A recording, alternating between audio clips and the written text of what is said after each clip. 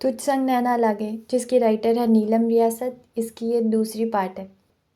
امی چلیں نا، پہلے ہی زیاد کے صبح سے 3 فون آ چکے ہیں، وہ ابھی لینے آنا چاہ رہا ہے۔ میں نے شام تک کی اجازت لی ہے، اگر اس کے آنے کے وقت میں گھر میں ہونے کے بجائے مارکیٹ میں گھوم رہی ہوئی نا تو ڈانٹ پڑنی پکی ہے۔ امارا نے سر پیٹ لیا۔ سمرا، میں سخت تنگ ہوں تمہارے ان کاموں سے۔ 2 دن سے تم جا رہی ہو بازار اور پھر بھی تمہاری چیزیں نہیں پوری ہوئی۔ چڑی کے بوٹ سے تمہارا بچہ الگ پریشان ہوتا ہے، اوپر سے اس وقت گھر پہ آپا اور اجاز بھائی آئے ہوئے ہیں، ان کو اکیلا بیٹھا کر میں گھر سے نکل جاؤں؟ کوئی عقل سے کام لیا کرو۔ اور ایسی کوئی ایمرجنسی نہیں کہ سب چیزیں ابھی ہی آئیں، جو چیزیں رہ جائیں گی بعد میں ہم خرید کر واصف کے ہاتھ بھجوا دیں گے۔ اب جاؤ، جا کر اپنا سامان پیک کرو، پھر زیاد غصہ کرے گا جب عین وقت پر چیزیں اکٹھی کرنے بیٹھو گی۔ امارا کی باتوں پر سمرا صبر کے گھونٹ پڑتی بولی، سامان امسال نے سارا پیک کر دیا ہوا ہے۔ امارا کی تیوری چڑھ گئی، میری بیٹی کی طبیعت ابھی پوری طرح سنبھلی بھی نہیں اور تم نے اپنے سارے کام اس کے سر ڈال دیے۔ سمرا نے ناک سے مکھی اڑائی، معاف کیجیے گا مگر آپ کی جو بیٹی ہے نا، مجھے تو کسی کام کو ہاتھ لگانے ہی نہیں دیتی، جیسے قیامت ہی آ جائے گی۔ امارا گہری سانس کھینچ کر رہ گئی، کیونکہ سمرا سچ ہی کہہ رہی تھی۔ سمرا نے ماں کے چہرے پر اداسی دیکھی تو اپنی جگہ سے اٹھ کر ان کے پاس آ گئی۔ آپ امسال کو سمجھاتی کیوں نہیں؟ 7 ماہ پورے ہو گئے ان لوگوں کی شادی کو، اور اس دن پہلی دفعہ بھائی نے براہ راست امسال کو مخاطب کیا تھا، اور اس کا جو نتیجہ ہوا آپ نے بھی دیکھ لیا۔ اب بالکل ٹھیک سب کے ساتھ ہنس بول رہی ہوگی، ابھی بھائی آ جائیں گے تو دیکھیے گا اس کے چہرے کا رنگ ہی بدل جاتا ہے۔ امارا نے اداسی سے سر اس بات میں ہلایا، میری تو خود سمجھ میں ہی نہیں آتا میں کیا کروں۔ تم ذرا ابسام کا نمبر ملاؤ نا، اس کی تو خبر لوں۔ سمرا نے پرس سے اپنا موبائل برآمد کیا، ابھی تو آفس میں ہوں گے، ہو سکتا ہے فون نہ اٹھائیں۔ سمرا نے نمبر ملایا اور چوتھی بیل پڑی، اس نے فون اٹھا لیا۔ السلام علیکم سمرا، خیریت جو اس وقت کال کی؟ سمرا کے چہرے پر مسکراہٹ دوڑ گئی، کیونکہ وہ اسے ہمیشہ شام کے وقت ہی فون کرتی تھی۔ آپ کی بیگم صاحبہ آپ کے لیے اداس ہو رہی تھی کہ بہت دن سے اپنے سرتاج کی آواز تک نہیں سنی، میں نے سوچا آپ سے ان کی بات کروا کر نیکی ہی کما لوں۔ دوسری طرف خاموشی چھا گئی۔ بات تو وہ کوئی اور کرنے جا رہی تھی، مگر اس وقت امسال کو دیکھ کر شرارت سوجھی، جو کہ امارا کو سکندر کا پیغام دینے آئی تھی کہ وہ آپ کو باہر بلا رہے ہیں۔ خالہ جانی آپ کو باہر بلا رہے ہیں۔ لائن کی دوسری جانب بھی یہ آواز گئی تھی۔ دھڑکنوں میں کچھ اتھل پتھل ہوئی۔ سمرا نے کچھ بھی سوچنے سمجھنے کا موقع دیے بغیر فون امسال کے حوالے کیا۔ بھابھی، اگر اس گھر کے کسی فرد سے تھوڑی سی بھی محبت ہے نا تو پلیز لائن مت کاٹنا، ہم سب کا اتنا خیال رکھتی ہو، ہمیں بھی تو موقع دو اپنے لیے کچھ کرنے کا۔ ان کے روبرو ہو کر بات نہیں کرتی تو نہ کرو، دونوں فون پر تو حال احوال پوچھ سکتے ہو نا۔ بھائی تم بھی پلیز فون مت بند کرنا۔ اپنی بات مکمل کر کے سمرا نے امارا کا ہاتھ تھاما۔ آئے امی، باہر خالہ لوگوں کے پاس چل کر بیٹھتے ہیں۔ اگلے لمحے وہ باہر نکل کر دروازہ باہر سے بند کر گئی۔ امسال ہکا بکا اپنی جگہ کھڑی رہ گئی۔ جس ہتھیلی پہ فون رکھا تھا وہ ہتھیلی بری طرح کانپ رہی تھی۔ وہ کبھی بند دروازے کو دیکھتی، کبھی ہتھیلی پر رکھے فون کو۔ اچانک فون کی تاریک اسکرین روشن ہوئی تو سامنے وہ تھا، 3 پیس سوٹ پر سوبر سا ہیئر اسٹائل، خوبصورت چہرے پر نرمی کا تاثر۔ امسال کو یہ بھی معلوم نہ تھا کہ وہ بھی اس کو دیکھ رہا تھا۔ فون کو سامنے رکھ کر کتنی دیر تک اس کے چہرے کو دیکھتی رہی، جو کہ بے حس و حرکت نظر آ رہا تھا۔ جب امسال کو یقین ہونے لگا کہ وہ لائیو نہیں بلکہ اس کی تصویر نظر آ رہی ہے تو دوسری طرف اس کے وجود میں حرکت پیدا ہوئی۔ اچانک پیچھے کچھ آوازیں آئی تھیں، جیسے کوئی دروازے پر نوک کر کے اندر آیا ہو۔ اب سامنے فون کی اسکرین سے نظر ہٹا کر سامنے دیکھتے ہوئے کہا، یار میری میٹنگ ذرا کینسل کر دو، اور دیکھو جب تک میں نہ کہوں کسی کو اندر مت آنے دینا۔ آنے والا جو کوئی بھی تھا یس سر کہتا دروازہ بند کر کے چلا گیا۔ اب ایک دفعہ پھر وہ دونوں آمنے سامنے تھے۔ کچھ دیر یوں ہی خاموشی سے تکتے رہنے کے بعد وہ بولا تو لہجے میں انتہا کی نرمی تھی، تمہاری طبیعت اب کیسی ہے؟ اس نے ضبط کرنے کی بہت کوشش کی، مگر آنسو بے اختیار ہو کر بہتے چلے گئے۔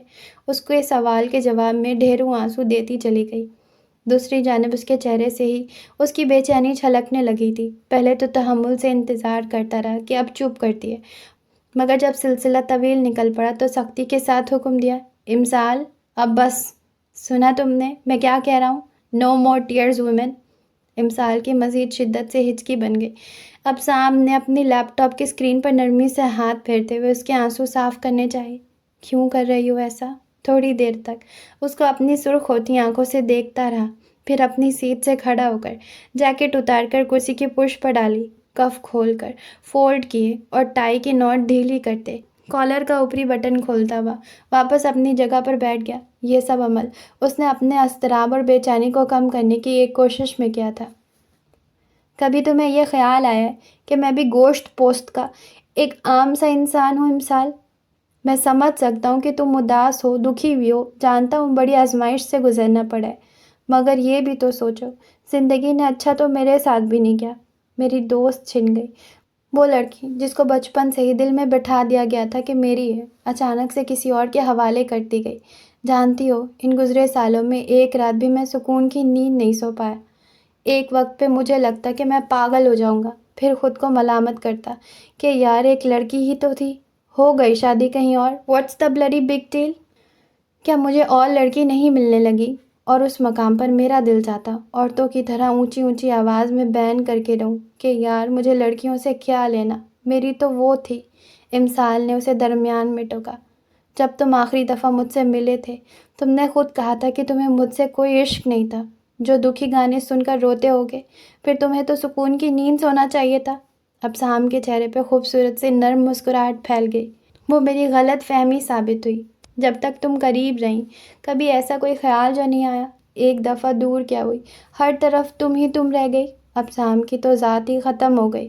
امسال مجھے اندازہ تک نہیں تھا، یقین کرو، میں تو سوچ بھی نہیں سکتا تھا کہ تم نے میرے اندر اتنی گہرائی تک جڑیں پھیلائی ہوئی ہیں۔ وہ ایک ٹک اس کا چمکتا ہوا چہرہ دیکھ رہی تھی۔ اچانک امسال نہ جانے کس احساس کے زیر اثر پریشان سی ہو گئی۔ تھوڑی دیر پہلے جو اپنی سی لگ رہی تھی، یکدم پھر اس کی آنکھیں اجنبی ہو گئی۔ وہ جو بہت غور سے اس کو پڑھ رہا تھا فوراً الرٹ ہوا۔ میری ایک دو باتیں غور سے سن لو، پھر میں تمہارا زیادہ وقت نہیں لوں گا۔ تم بڑے آرام سے جا کر اپنے خالہ خالو اور دوسرے سب رشتوں کی خدمتیں کرتی رہنا۔ تم اس رشتے سے خوش نہیں ہو، یہ بات اگر تم نہ بھی کہو تو تمہارے چہرے پر اتنی واضح لکھی ملتی ہے کہ پوچھنے کی ضرورت باقی نہیں رہتی۔ تم ٹینشن کا شکار مت ہوا کرو، ٹینشن کریٹ کرنے والی تو میری ذات ہے نا، کیونکہ باقی سب فیملی کے ساتھ تو تم نارمل ہو، ایک فقط میری ذات سے تمہیں سب بکھیڑے ہیں تو میں ختم کر دوں گا۔ پہلے بھی جب تم نے اپنے والد صاحب کا ساتھ دیا تھا، میں نے کوئی اعتراض تو نہیں کیا تھا، ہاں تھوڑا سا احتجاج تو میرا حق تھا، ورنہ بقول شاعر میں نے خوش ہو کر لٹنا گوارا کیا، سمجھا تیری خوشی کو اپنی خوشی، میں نے تیرے اشاروں کا رکھا بھرم، تو نے چاہا جہاں میں وہاں لٹ گیا۔ اور یہ بھی شاعر نے شاید میرے لیے ہی کہا ہے، تو نے اپنا بنا کر نظر پھیر لی، میرے دل کا سکون نہ رہا لٹ گیا، مجھ کو لوٹا تیرے عشق نے جانے جا، میں تیرے عشق میں جانے جا لٹ گیا۔ میں کل بھی خاموشی سے ایک طرف ہو گیا تھا، آج بھی ہو جاؤں گا، بتاؤ اس سے تمہاری پریشانی کم ہو جائے گی؟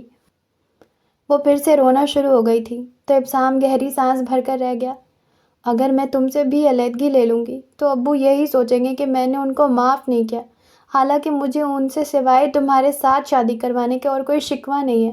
اگر مجھے ذرا بھی علم ہوتا کہ یہ میری شادی تم سے کروا دیں گے تو میں کبھی فرید سے علیحدگی نہ لیتی، میں اس کے پیر پڑ جاتی، کسی بھی طرح اس کو منا لیتی کہ اپنی چار دیواری میں رہنے دے، نہ رکھتا وہ مجھ سے کوئی تعلق، بدلے میں ہفتے میں ایک دفعہ ہاتھ اٹھانے کی بجائے روز مار لیتا، مگر پھر بھی اس زندگی کی ذلت اس موجودہ زندگی سے کم ہوتی تو میں اپنے آپ سے بھی آنکھ ملانے کے قابل نہیں رہی ہوں۔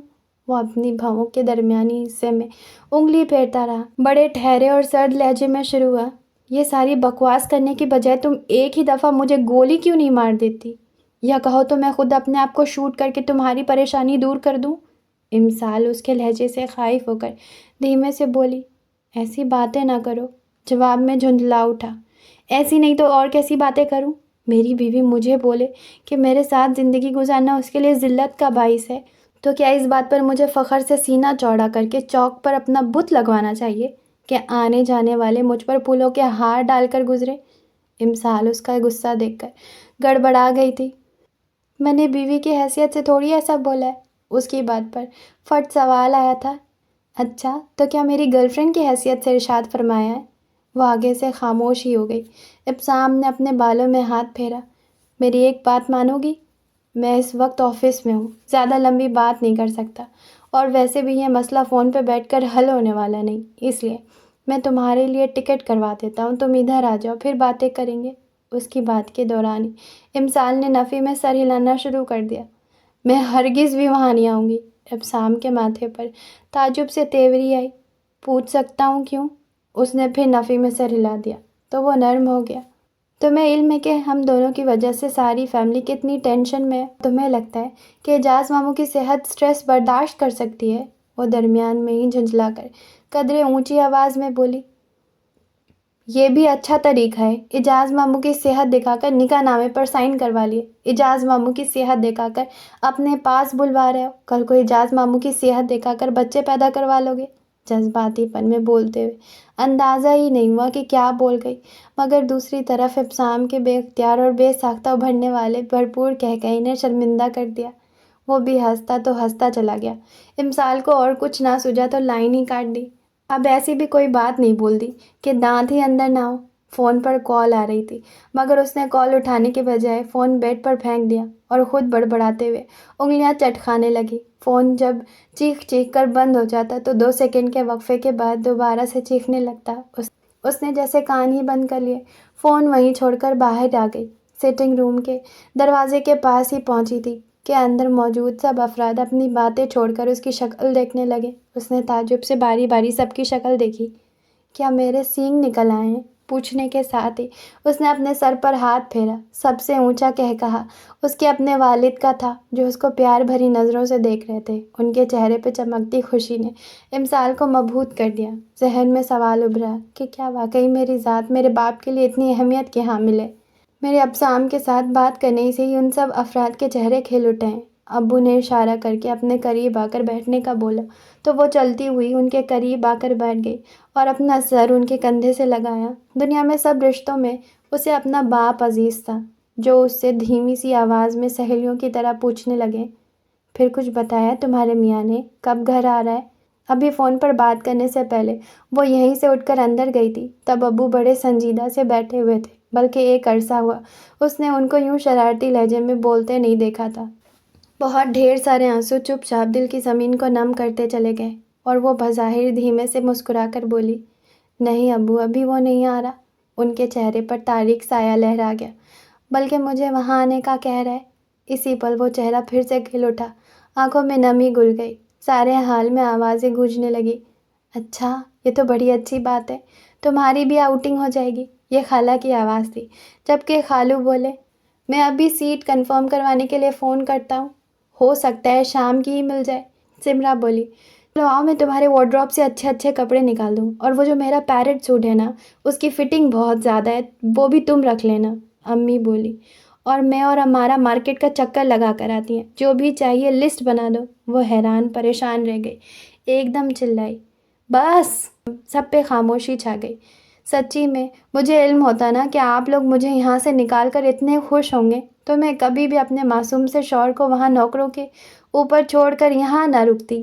سچی کہتے ہیں کہ بھلائی کا کوئی زمانہ نہیں۔ And thank you very much, آپ لوگوں کو کچھ بھی تکلیف کرنے کی ضرورت نہیں ہے، سیٹ وہ خود کروا کر بتا دے گا، اور میرے پاس لات تعداد جوڑے رکھے، مزید خرچے کی ضرورت نہیں۔ اب آپ لوگ مجھے اجازت دیں تو میں اپنے کچھ کام کر لوں۔ وہ اپنی بات پوری کر کے سب کو گھورتی ہوئی وہاں سے جانے لگی تو سمرا کی آواز آئی، ارے لوگوں، کیا ابھی ادھر جو یہ عورت تقریر کر کے ہٹی ہے، کوئی بتائے گا کون تھی؟ واصف فٹ بولا، عبداللہ کی نالائق ماں، میں بتاتا ہوں تمہیں، وہ ہماری عظیم اور شان اکلوتی بھابھی ہیں۔ ارے کب؟ بھابھی تو لگ ہی نہیں رہی، اس کے تو منہ میں زبان ہی نہ تھی۔ واصف نے جیسے بہن کی عقل پر ماتم کیا۔ عبداللہ کی ماں زبان تب تک نہ تھی جب تک ان کا اپنے میاں سے خاموشی کا روزہ چل رہا تھا، ابھی روزہ کھل گیا ہے، اسی لیے اپنی خیر مناؤ۔ ساتھ ہی خالہ خالو سے مخاطب ہوا، کیا ہے یار بزرگوں، میرے یار کو بھی ساتھ لے آتے، کوئی گاڑی کا پیٹرول اس کے ساتھ آنے سے زیادہ تو نہیں لگتا۔ اعجاز مسکراتے ہوئے بتانے لگے، نہیں بیٹے، گھر پہ بھی تو کسی کو رکنا تھا، تم ایسا کرو نا، واپسی پر ہمارے ساتھ چلو، بلکہ تمہارے دادا کو بھی ساتھ لے کر جانا ہے، کپاس کی چنائی ہونی ہے، ڈیرے پر آج کل بڑی رونق لگتی ہے۔ دادا اسی وقت بولے، ہمارا پتر، میرا بیگ تیار کر دو، آج سمرا بھی جا رہی ہے، امسال نے بھی جانا ہے، اور یہ لومڑ واصف اگر ماسی ماسٹر کے ساتھ چلا گیا تو میں گھر پر تمہارے میاں کی سڑی ہوئی شکل نہیں دیکھ سکتا۔ اچھا یہ ہے کہ اجاز کے ڈیرے پر آنے والے چنگڑوں سے نئے نئے قصے سن کر آؤں۔ سکندر کی بیچاری سی بنی شکل دیکھ کر سب کی ایک دفعہ پھر ہنسی نکل گئی۔ سچی میں مجھے انتہائی شرم آ رہی ہے۔ سمرا نے اس کے بازو پہ ایک ہاتھ رسید کیا۔ سچی کی کچھ لگتی نہ ہو تو پچھلے 1 گھنٹے سے آپ 200 بار یہی فکرہ بول چکی ہو اور کچھ نہیں بچا کہنے کو۔ اس نے سمرا کے گول گپے کے گال پر بوسہ لیا۔ مجھے یوں لگ رہا ہے میں اسلام آباد نہیں بلکہ تیسری دنیا کے کسی ملک میں جا رہی ہوں، جو یوں 2 گاڑیاں بھر کر آپ لوگ مجھے ایئرپورٹ سی آف کرنے آئے ہیں۔ وہ واقعی بڑی پریشان سی صورت بنائی کھڑی تھی۔ امارا نے دھیمے سے ہنستے ہوئے امسال کو خود میں بھینچ لیا۔ میری جان، یہ ہمارے بس کی بات تھوڑی ہے۔ یقین جانو تم میاں بیوی نے یوں اچانک سے اپنی بول چال کا سلسلہ شروع کر کے ہمیں دوبارہ سے زندہ کر دیا۔ ابسام کو تم منانا کہ اب وہ لاہور ہی شفٹ ہو جائے، تمہاری بات کا انکار نہیں کرے گا، مجھے تو ہمیشہ ٹال ہی دیتا ہے۔ واصف نے درمیان میں ہی ٹوک دیا۔ میری بھولی ماں، جس وجہ سے بھائی چھپے ہوئے تھے، جب وہی وہاں جا رہی ہے تو اب بھاگ کر بھائی نے واپس اپنی ماں کے پاس ہی آنا ہے۔ ہنسی کے فواروں کے درمیان وہ ایک ایک کر کے سب سے ملی۔ سکندر نے اس کے سر پر شفقت سے ہاتھ پھیرتے ہوئے آگاہ کیا۔ میری بات ہوئی ابسام سے، کہہ رہا تھا کہ کب تک امسال کو بھیجیں گے۔ میں نے کہا ہے ابھی ہفتہ 2 تک۔ صاحبزادے نے خاموشی سے فون رکھ دیا۔ مگر تم فکر نہ کرو، اس کے ملازم لڑکے کو میں نے فون کر کے کہہ دیا ہے، وہ عین وقت پر اسے بتا کر ایئرپورٹ بھیج دے گا۔ ویسے تو خاموشی سے سر اس بات میں ہلا دیا۔ دل میں وہ سوچ رہی تھی، آپ لوگوں کو اگر میرے یہاں سے جانے اور اس کے یوں بلانے کی حقیقت معلوم ہو جائے تو کیا ہو۔ آخر میں ابو سے ملی تو انہوں نے کئی پل تک اس کو اپنے ساتھ لگائے رکھا۔ دونوں باپ بیٹی کی نم آنکھیں دیکھ کر سبھی ایموشنل ہو گئے۔ ابو اس کے گال پر بہنے والے چند قطرے اپنی ہتھیلی پر سمیٹ لیے۔ امسال، ابسام، تم میری وہ بیٹی ہو جس نے آج تک کبھی کسی مقام پر میرا سر جھکنے نہیں دیا۔ تم یہ نہ سمجھنا کہ جو تمہارے دل پر بیت رہی ہے تمہارا باپ اس سے ناواقف ہے۔ میری جان، جب آپ ماں باپ کی رضا کو اپنی رضا مان کر ان کا سینہ دنیا کے سامنے یوں چوڑا کر دیتے ہو تو ماں باپ تمہارے لبوں سے نکلنے والی ہر خاموش سسکی سن رہے ہوتے ہیں، دل میں محسوس کر رہے ہوتے ہیں۔ تمہیں یہی لگتا ہے کہ یہ رشتہ بس بڑوں نے ایک دفعہ پھر اپنا حق استعمال کرتے ہوئے جوڑ دیا۔ جس کے پاس جا رہی ہو میں نے اسے کہہ دیا ہے کہ تمہیں اس حقیقت سے واقف کرائے جو ابھی تک اس کے اور میرے درمیان محدود ہے۔ خاموشی کی بکل مار کر بیٹھے ہو، مگر میری امسال نہ جانے کیا کیا سوچ سوچ کر خود کو کھوکھلا کر رہی ہے۔ اس نے تعجب سے سوالیہ نظریں اٹھا کر ابو کی آنکھوں میں دیکھا۔ کیسی حقیقت ابو جی؟ ابو بس مسکرا دیے۔ اس سے پوچھ لینا، بتا دے گا۔ اب جاؤ، اللہ بیلی۔ اور وہ سارے سوال اور دکھ دل میں ہی لیے اسلام آباد آ گئی۔ ارائیول ٹرمینل سے باہر نکلتے ہوئے دل یوں ہی گھبرائے جا رہا تھا۔ آہستہ آہستہ چلتے وہ وہاں استقبال کو آئے لوگوں کی شکلوں کو باری باری دیکھتے ہوئے اسے ڈھونڈ رہی تھی جس کے ساتھ تعلق بہت مضبوط تو تھا، مگر اس میں نہ دلی سکون تھا نہ اعتبار، اور یہ نہ کسی نہ کسی جانب تو اب لگ کر رہنی تھی۔ وہ جذباتی پن میں ہی یہاں آ جانے کا فیصلہ کر بیٹھی تھی۔ سب کے چہرے پر پھیلنے والی خوشی نے یہ فیصلہ کروا دیا تھا اور اب وہ سارا وقت پچھتاوے کا شکار رہی تھی۔ پر اب کیا ہو سکتا تھا؟ وہ کہیں نظر نہ آیا۔ دل کو نہ جانے خوشی ہوئی کہ مایوسی، جب 17-18 سال کا لڑکا اس کے سامنے پھولوں کا بوکے لے کر آیا۔ السلام علیکم باجی، ویلکم ٹو اسلام آباد، یہ پھول آپ کے لیے۔ وہ دماغ میں اندازے لگاتی جواب دینے لگی۔ وعلیکم السلام، آپ کون؟ وہ مسکرایا تو چہرے پر حد درجہ معصومیت اور خوشی تھی۔ میرا نام عاقب ہے۔ امسال کے ہونٹوں پر مسکراہٹ دوڑ گئی۔ تو تم ہو عاقب؟ بھائی بڑے چرچے سنے ہوئے ہیں تمہارے تو۔ وہ کھل کر ہنس دیا۔ چرچے کہاں جی، واصف بھائی کے منہ سے میری بے عزتی سنی ہوگی۔ امسال اس کے درست اندازے پر بھی نفی میں سر ہلاتے ہوئے مسکرا دی، ساتھ ہی ہاتھ بڑھا کر پھول پکڑ لیے۔ پھولوں کے لیے شکریہ عاقب۔ شکریہ کی کون سی بات ہے باجی، لائیں اپنا سامان مجھے دیں، گاڑی ادھر سائڈ پر موجود ہے، آئیں۔ سامان والی ٹرالی عاقب نے تھام لی اور وہ اس کے ساتھ چلتی ہوئی گاڑی تک آئی۔ پہلے عاقب نے پچھلی سیٹ کا دروازہ اس کے لیے کھولا، اس کے سامنے اس کے بیٹھنے کے بعد دروازہ بند کرتا، سامان رکھنے کے بعد ڈرائیونگ سیٹ سنبھالنے کے بعد اپنے منزل پر جانے والے رستوں پر گاڑی ڈال دی۔ جب رش سے نکل آیا تو امسال سے مخاطب ہوا، بھاجی آپ کو برا تو لگا ہوگا کہ ابسام بھائی خود آپ کو ایئرپورٹ پر، وہ تو روٹین کے مطابق آفس گئے ہوئے ہیں، اب دیکھیے گا کتنا مزہ آئے گا جب آپ کو اچانک سے شام کو اپنے سامنے دیکھیں گے۔ امسال نے کنفیوزڈ سی نظروں سے عاقب کے رد عمل کو دیکھا، جو کہ امسال کے مطابق کچھ زیادہ ہی خوشی کا اظہار کر رہا تھا۔ عاقب، میری سمجھ میں ایک بات نہیں آ رہی۔ عاقب نے گاڑی کی سپیڈ تھوڑی کم کی۔ وہ کیا باجی؟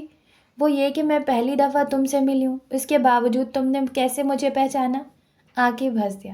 باجی، آپ کو پہچاننا کوئی مشکل کام ہے بھلا؟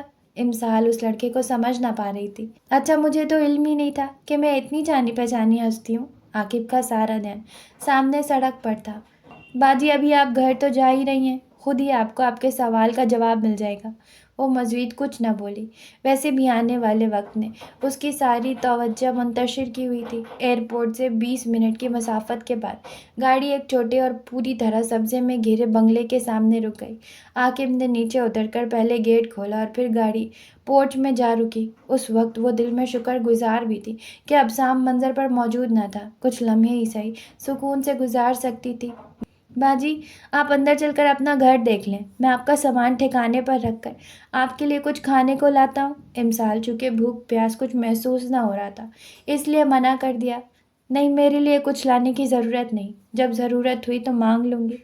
اچھا باجی، سٹنگ روم اور بیڈ روم دونوں جگہ بزر موجود ہیں، کوئی بھی ضرورت ہو تو بزر بجا دیجیے گا، جن کی طرح فوراً حاضر ہو جاؤں گا۔ امسال اس کی مثال پر ہنس دی۔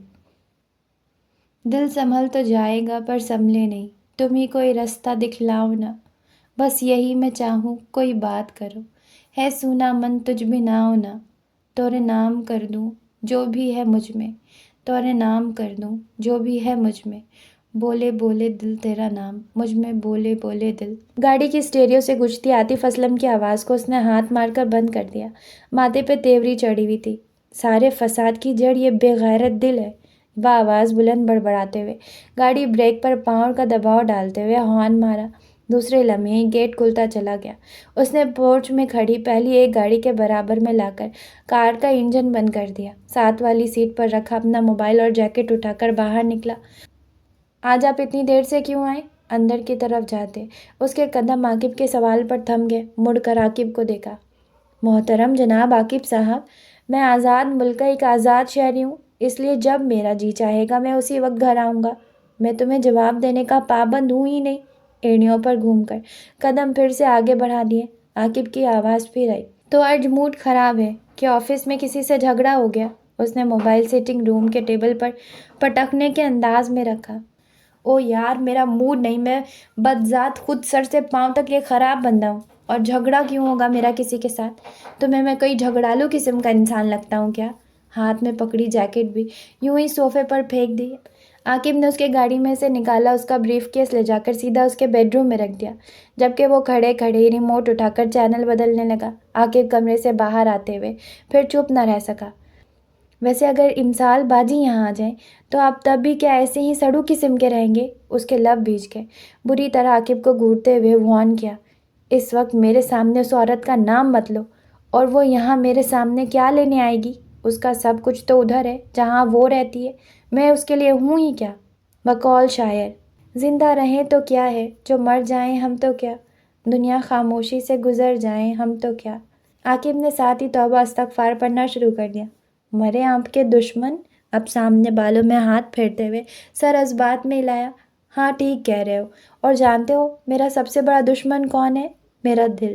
ایسا کوئی بے غیرت دل ہے، دن میں نہ جانے کتنی دفعہ صرف اس کے لیے دھڑکتا ہے، جس کو ہفتوں کبھی میرا خیال بھی نہ آیا ہوگا۔ خیر، آئی ایم سوری یار، آج میں سارا دن بہت اپسیٹ رہا، اسی لیے تمہارے سامنے یہ ساری بکواس کر رہا ہوں۔ میری باتوں پر غور نہ کرنا، میں بس تھوڑا فیڈ اپ ہوں۔ تم کھانا نکالو، میں فریش ہو کر آتا ہوں۔ بیڈ روم کا دروازہ کھولتے ہی سیدھی نظریں اس پر پڑی۔ آج بھی اس نے ایک نظر بھی اس پر نہ ڈالی۔ اپنے پیچھے دروازہ بند کرنے کے بعد وہ آ کر اس کے عین سامنے صوفے پر نیم دراز ہو گیا۔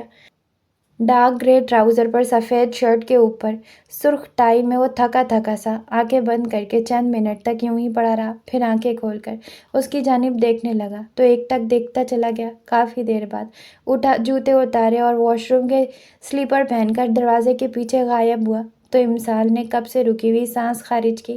اس کی گئی ساری باتیں امسال کا بلڈ پریشر بڑھا رہی تھی۔ مگر وہ عاقب کے دیے گئے واسطوں کے خاطر خاموش چپ چاپ بیٹھی ہوئی تھی، ماتھے پر آئے پسینے کو صاف کر رہی تھی۔ جس وقت واش روم کی لاک کھلنے کی آواز آئی، فوراً ہاتھ پہلو میں گر گیا۔ وہ باہر آیا تو آف وائٹ شلوار سوٹ میں ملبوس تھا، گیلے بالوں کو تولیے سے رگڑتا اس کے ساتھ آ کر بالکل پاس بیٹھ گیا۔ تولیہ ایک طرف اچھال کر بولا تو نظریں نیچی اور لہجہ ہارا ہوا تھا، امسال تم ایک ہی دفعہ مجھے بتا کیوں نہیں دیتی تم کیا چاہتی ہو؟ کچھ دیر چپ رہنے کے بعد پھر بولا، امی کہتی ہیں مجھے لاہور تمہارے پاس رہنا چاہیے، اور مجھے سمجھ نہیں آتا کہ میں انہیں کیسے بتاؤں کہ یہاں تو تم میرے ساتھ ہوتی ہو، وہاں جاتا ہوں تو بہت دور، بہت اجنبی نظر آتی ہو۔ جب پرسوں میں نے تم سے ریکویسٹ کی کہ یہاں آ جاؤ، ٹکٹ بھی کروا دی تھی، پھر کیوں نہیں آئی؟ جب صبح سے ابو نے کال کر کے بتایا کہ ہفتے 2 بعد شاید آؤ، میں تب سے خود سے لڑ رہا ہوں۔ آج سارا دن کام کرنے کا بالکل من نہیں کیا، پر تم سے بچنے کے لیے آفس میں جھک مارتا رہا ہوں۔ گھر لیٹ بھی تمہاری وجہ سے ہی آیا ہوں، کیونکہ مجھے پتا تھا سامنے بیٹھی ملو گی۔ تم نے میرے لیے وہ کہاوت بالکل سچ کر دی ہے کہ دریا کے پاس پیاسا میں ہوں، وہ تم سامنے ہوتی ہو، بیٹھی رہتی ہو، ہاتھ بڑھا کر پکڑنے کی دیر ہوتی ہے وہیں غائب ہو جاتی ہو۔ وہ نہ جانے اور کیا کچھ بتاتا مگر امسال کا ضبط جواب دے گیا۔ اس سارے وقت میں پہلی دفعہ سر اٹھا کر اسے مخاطب ہوئی تو وہ اچھل پڑا، تمہارا کھانا کمرے میں ہی لے آؤں یا باہر بیٹھ کر کھاؤ گے؟ اس کے جواب کا انتظار کیے بغیر وہ کمرے کا دروازہ کھول کر باہر نکل گئی۔ وہ اپنی جگہ بیٹھا سوچنے لگا کہ یہ ہوا کیا ہے، پھر لگا شاید میرا ایلیوژن اب حد سے بڑھ گیا ہے، جو آج وہ باتیں بھی کرتی نظر آ رہی ہے۔ عاقب، اگلے پل عاقب بوتل کے جن جیسے حاضر ہوا، دانت نکالتے ہوئے۔ جی بھائی۔ وہ اپنی جگہ سے کھڑا ہوا، ٹھوری پہ ہاتھ پھیرتے ہوئے عاقب کی بتیسی کو گھورا، دونوں ہاتھ پشت پر بندھے ہوئے پوچھا، کیا ہم دونوں کے علاوہ وہ بھی یہاں موجود ہے؟ عاقب کی معصومیت دیکھنے لائق تھی۔ وہ کون؟ وہ چلتا ہوا آ کر عاقب کے سر پر کھڑا ہوا۔ کچن میں کون ہے؟ انتہا کی سنجیدگی تھی اور عاقب کی بتیسی۔ کچن میں باجی امسال ہے۔ وہ بہساختہ ایک قدم پیچھے ہٹا۔ وہ کب آئی؟ عاقب نے بتایا، شام 4 بجے کی فلائٹ سے، اسی سیٹ سے جو آپ نے بک کروائی تھی۔ آپ کے ابو کی صبح کال آئی کہ آپ کو ایئرپورٹ بھیج دوں، پر بھائی آپ کو سرپرائز دیکھنے کے چکر میں نے نہیں بتایا۔ ابسام نے اپنا سر نفی میں لایا۔ تمہارا سرپرائز تو اچھا ثابت ہوا ہے، اس کا مطلب ہے اس نے میری کی گئی ساری بکواس بھی سنی ہے۔ ابسام کی شکل دیکھ کر عاقب کی ہنسی نکل گئی۔ یہی تو میرا مقصد تھا بھائی، جو آپ کے کمرے سے کبھی کبھی باتوں کی آواز آتی ہے، وہ ان کی تصور کے بجائے آج براہ راست ان سے ہوں۔ اس نے نرم نظروں سے عاقب کو گھورا۔ یہ بات اس کے سامنے کی نا تو جوتے کھاؤ گے، چلو اب کس کو یہاں سے، اچھا خاصا بدھو فیل کر رہا ہوں۔ عاقب اپنی ہنسی دباتا نکل گیا۔ میری باجی نے کھانا لگا دیا ہے، صاحب آ کر کھا لے۔ عاقب اتنا کہہ کر بھاگ لیا۔ باجی کا بچہ، اس نے ہاتھ پھیر کر بال جھٹکے، پھر خود سے کہا، چلو بیچارے ترسے ہوئے شوہر، بیوی کے ہاتھ کا نکلا ہوا کھانا کھاؤ۔ اپنی بات پر دلکشی سے مسکراتا کمرے سے نکل کر ڈائننگ ٹیبل تک آیا۔ کھانا لگانے کے بعد وہ پانی کا جگ رکھ رہی تھی۔ وہ خاموشی سے چیئر کھینچ کر بیٹھ تو گیا مگر کھانے کی طرف ہاتھ نہیں بڑھائے۔ امسال جو کہ وہاں سے ہٹنے کا سوچ رہی تھی، اس کے اس رد عمل پر بادل نخواستہ کرسی کھینچ کر بیٹھنے کے بعد پلیٹ میں چاول نکال کر تھوڑا سا رائتا ڈالنے کے بعد کھانے لگی۔ ابسام اپنی مسکراہٹ چھپاتے ہوئے پلیٹ میں سالن ڈال کر چپاتی کھانے لگا۔ کھانا خاموشی میں کھایا گیا۔ عاقب نے آ کر برتن اٹھایا اور چائے کا پوچھا۔ ابسام نے انکار کر دیا، جبکہ امسال نے اپنے لیے خود ہی چائے بنا لی۔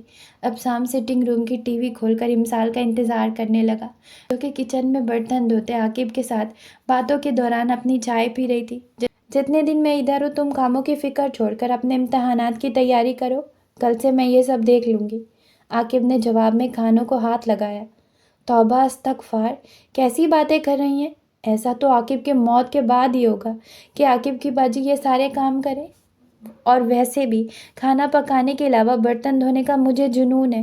اگر یہ کام نہ کروں تو سبق بھی یاد نہیں ہوتا، سبق یاد نہ رہا تو فیل ہو جاؤں گا، فیل ہو گیا تو ابسام بھائی نے جو سارا خرچہ کیا ہے وہ تو ضائع جائے گا ہی، اوپر سے بے عزتی الگ ہوگی۔ ان کے تو سبھی کولیگ و ماتحتوں کو علم ہے کہ میں اس سال سیکنڈ ایئر کے پیپر دے رہا ہوں۔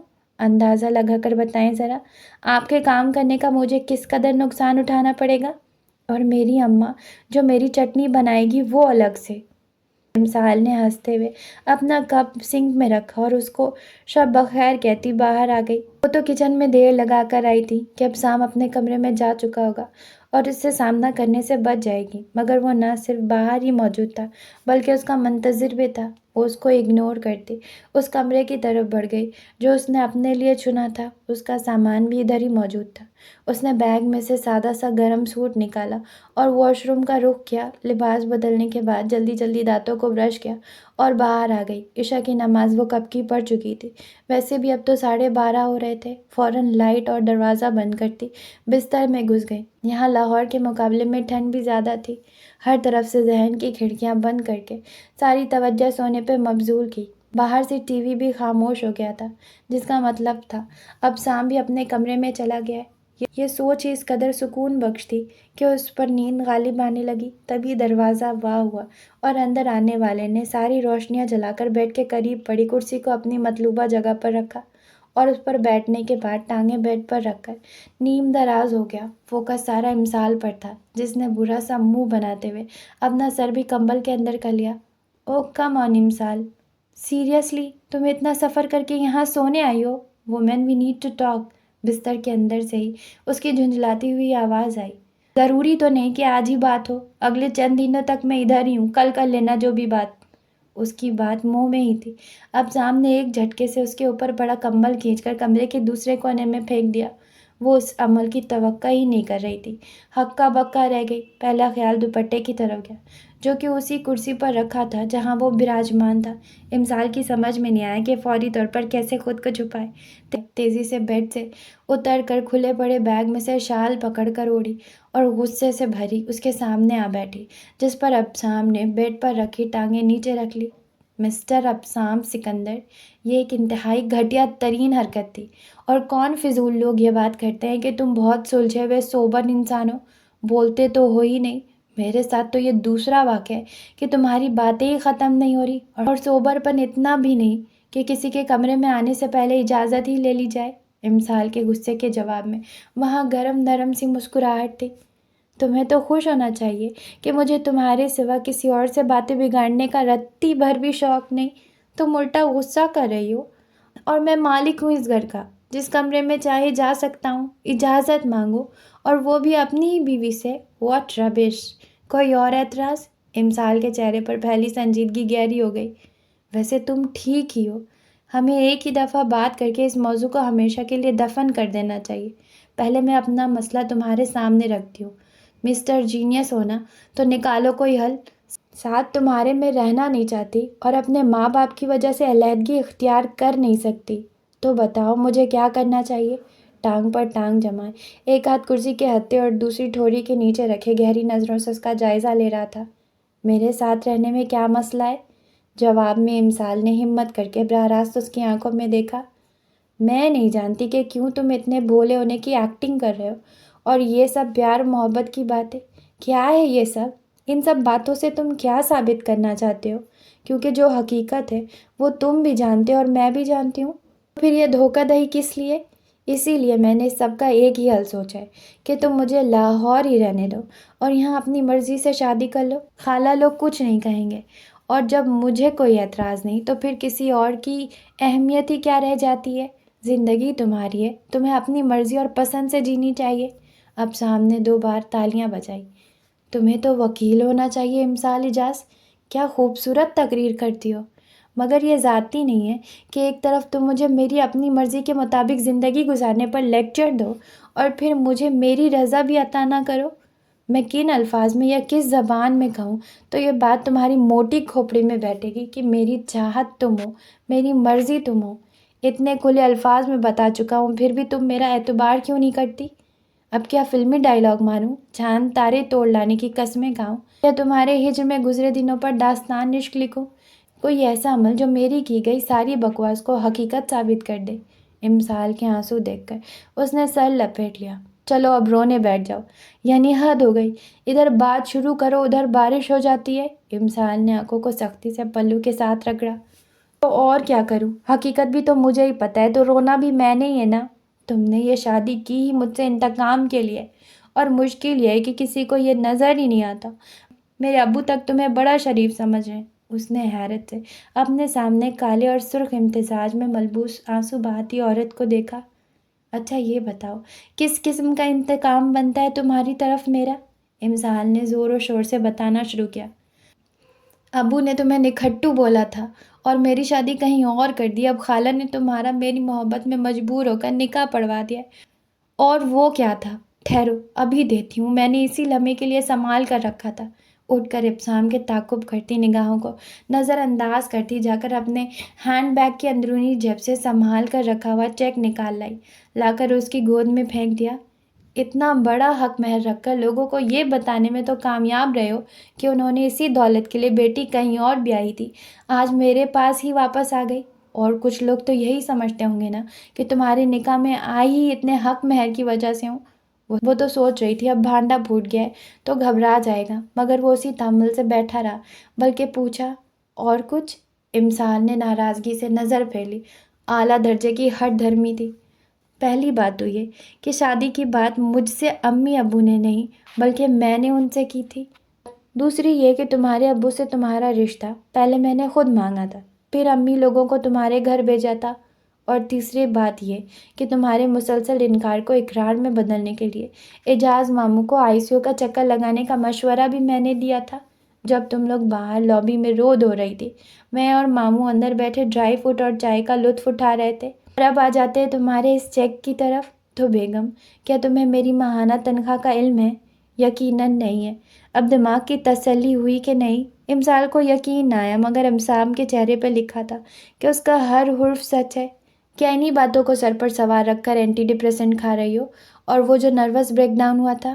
امسال نے اسے درمیان میں ٹوک دیا۔ اگر تمہارے مطابق یہ شادی تمہاری مرضی سے ہوئی تھی تو تم خوش کیوں نہیں تھے؟ مجھے پتہ چلا ہے کہ تم نے نیا سوٹ تک نہیں بنوایا تھا، اور وہ مووی میں بھی سارا وقت سڑی سی شکل بنا کر بیٹھے ہوئے ہو۔ ابسام کی ہنسی نکل گئی۔ چلو ایک بات تو ثابت ہوئی، براہ راست نہ صحیح، مووی میں تو تم مجھے غور سے دیکھتی رہی ہو۔ اور رہا تمہارا سوال، تو بھائی کیوں اتنا بن ٹھن کر جاتا؟ مجھے کون سا روایتی انداز میں تیار اور منتظر بیوی ملنے والی تھی؟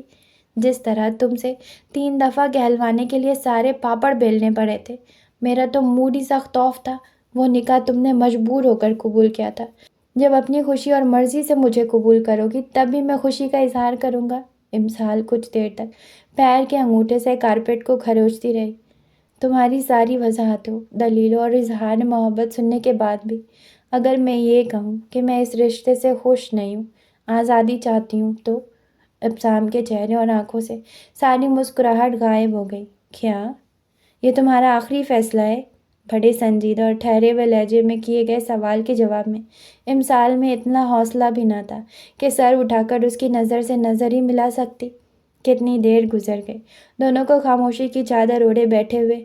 وہ سر جھکائے آنسو بہاتی رہی، اور وہ گال کے نیچے ہاتھ رکھے بیٹھا اس کے جھکے سر اور گاہے بگاہے آنسو صاف کرنے کے لیے اٹھتے ہاتھ کی حرکت کو دیکھتا رہا۔ جانتے ہو، مجھے تم بالکل بھی پہلے والے ابسام محسوس نہیں ہوتے، بہت اجنبی سے لگتے ہو۔ اس نے ماتھے کو مسلا اور بولا، کیا اس لیے رو رہی ہو؟ اس نے اپنا سر نفی میں ہلایا۔ تو پھر کیوں روتی ہو؟ امسال نے دوپٹے کے پلوں سے ناک رگڑی اور بولی، مجھے خود علم نہیں کہ کیوں میں تمہارے سامنے کمزور پڑ جاتی ہوں۔ حالانکہ روتی تو میں تب بھی نہیں تھی جب فرید کی اماں مارتی تھی، تب آنکھ میں ایک آنسو تک نہ آیا۔ جس دن فرید نے دوسری شادی کی، نہ ہی اس دن رونا آیا جب اس نے طلاق بھیجی۔ پھر تمہارے سامنے آتے ہی کیوں جی چاہتا ہے کہ اتنا رو کہ میرا وجود بھی آنسو میں بہہ کر ختم ہو جائے۔ اس نے سر اٹھا کر براہ راست ابسام کی آنکھوں میں دیکھا۔ دونوں پلکیں جھپکائے بغیر ایک دوسرے کے نظروں میں دیکھتے رہے۔ ابسام اپنی جگہ ساکت تھا۔ یکدم اس کے وجود میں حرکت پیدا ہوئی۔ کرسی چھوڑ کر کھڑا ہونے کے بعد اس نے امسال کو ہاتھ سے پکڑ کر کھڑا کیا اور سختی سے اپنے سینے میں بھینچ لیا۔ امسال کے آنسو اس کی شرٹ بھگو رہے تھے اور وہ اس کے کان کے قریب سرگوشیاں کر رہا تھا۔ آئی ایم سو سوری، جو بیت گیا ہوا ہے جانا، اس کو برا خواب سمجھ کر بھلا دو۔ اس نے امسال کا چہرہ اپنے دونوں ہاتھوں میں تھاما۔ Would you give me honour to take you on a date?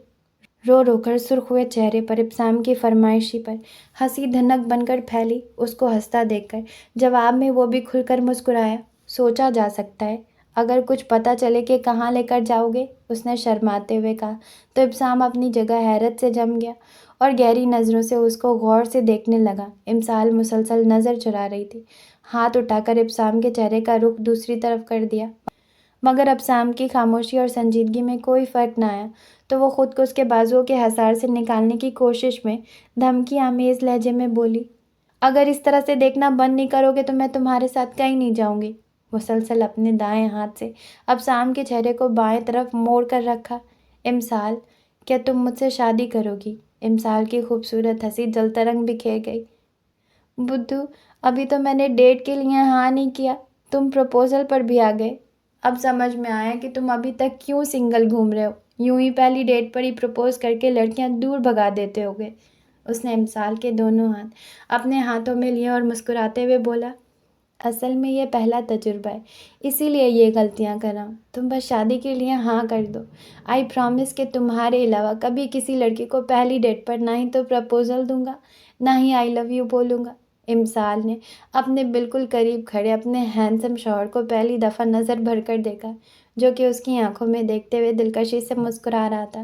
امسال نے سر اس بات میں ہلاتے ہوئے ہاں کر دی۔ ابسام نے سر پیچھے کو گرا کر اونچی آواز میں یپی بولا اور امسال کے ماتھے پر بوسہ دے کر اس کو خود میں چھپا لیا۔ بعض دفعہ خوشیاں آنے میں تھوڑی تاخیر کر دیتی ہے، مگر آتی ضرور ہے۔ تو یہ تھی اس کی دوسری پارٹ، اور ہم ملیں گے اب تیسری پارٹ میں۔ جانے سے پہلے چینل کو سبسکرائب کریں، کمنٹس کریں، اور بس تب تک کے لیے بائے۔